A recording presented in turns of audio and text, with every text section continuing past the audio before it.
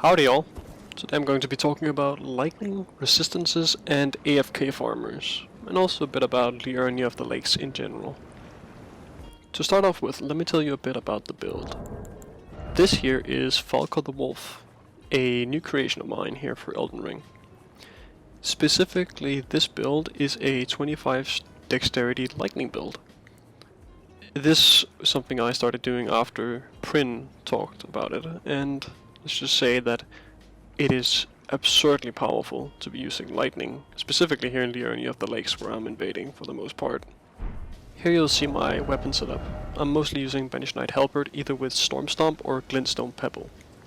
On the left you'll see I'm using Godskin Stitcher, which is mostly for problematic 1v1 situations where I can use it with Glintstone Pebble to delete especially problematic hosts.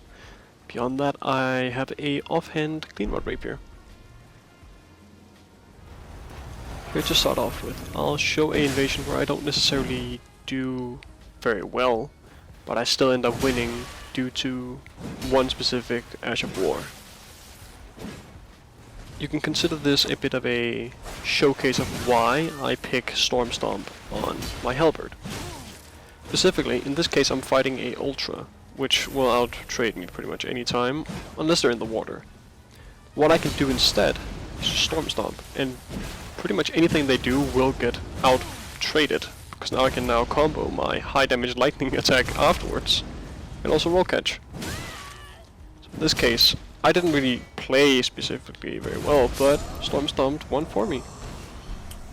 This clip also goes to show just how powerful Storm Stomp can really be with this build, specifically because this host here, he's standing in water so his lightning defenses have been lowered.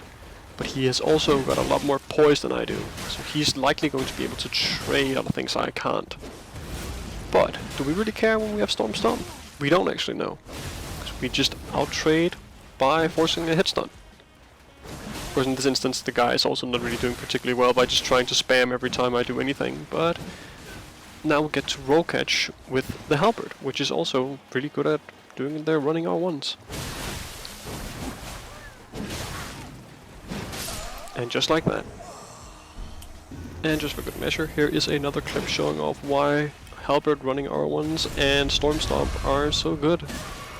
As you can see right here, Crimson Whirl is still very good when you're fighting anything with magic damage, but when they switch to physical it becomes a bit worse. Here you'll see that pretty much anytime I want to actually chase someone, I'm going to do it with a running R1, which I can pretty much instantly chain into another one, because you can just hold down circle while sprinting forward.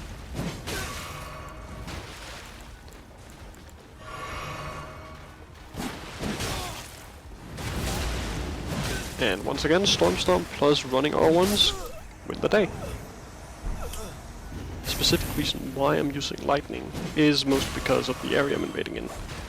While you're in this water, you get a minus 10% lightning defense decrease, which is the same thing that happens when it is raiding, which I'm not quite sure if it stacks, but if it does, that'll only make the build even better. And as you can see, the damage is pretty phenomenal pretty much all the time. The reason why these low defenses are especially important for us is because the fact that lightning scales with dex means that we can get not only very high, good damage early, it also means that we'll be affected by the lower resistances all around in this entire area. As most of you have probably observed by now, most of these fights are not lasting more than a minute at most, and that is typically because people get roll caught maybe 3 or 4 times by the Halberd and then just die, just like this guy here. But some of you might already be wondering, why have you not infused your Halberd with lightning?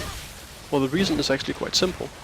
As you can see that I've been using throughout the video, lightning grease on rope is somehow able to get more lightning damage than the actual infusion can. And since I do quite like using it, I don't have much of a problem with applying it throughout combat. Not only is it satisfying, it's also quite fast. And it also has a bit of a scare factor, with most hosts not really wanting to get anywhere close to you when you start applying it and swinging your weapon around. And also, it's very nice to have it on when you're getting those Storm Stomp counter hits.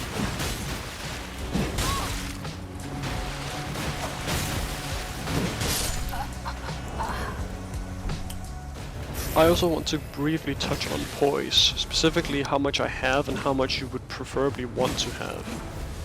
In this instance, I am a bit limited by my stats, in that I could only get 55 poise with this fashion that I like. But preferably you would get 56, since that is one of the breakpoints that lets you tank through a few weapons, where 55 doesn't really do that.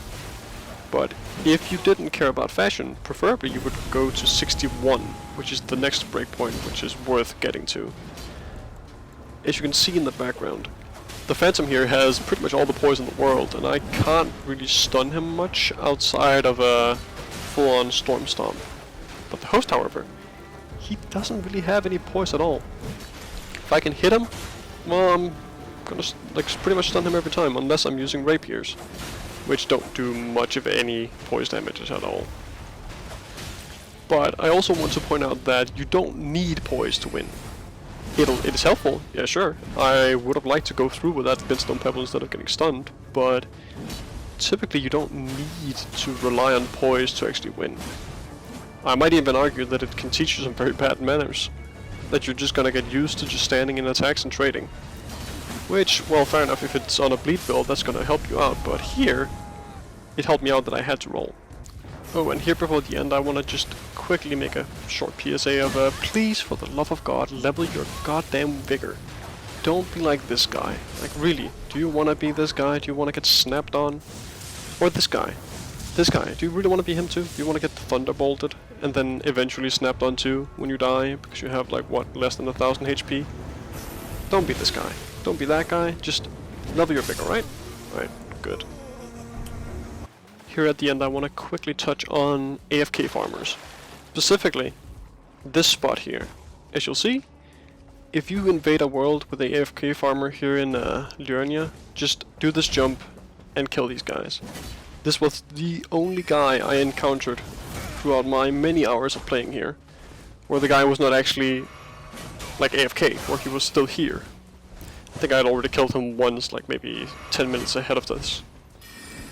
And the thing is, not only is this the worst method of farming souls you could possibly do in this game, it's also just stupid, because you are going to get killed. Either you're going to die here by people jumping up to you, or in the other spot, as I won't be showing, but the other spot you can hit them with Jar Cannon and Mohg Spear. Specifically Mohg Spear is the fastest option there. It will pretty much one-shot anyone. Well, from here, the rest of these clips is just going to be a montage of me killing AFK farmers, and with that said, thank you for watching, I hope you enjoy, and see you all next time. Peace.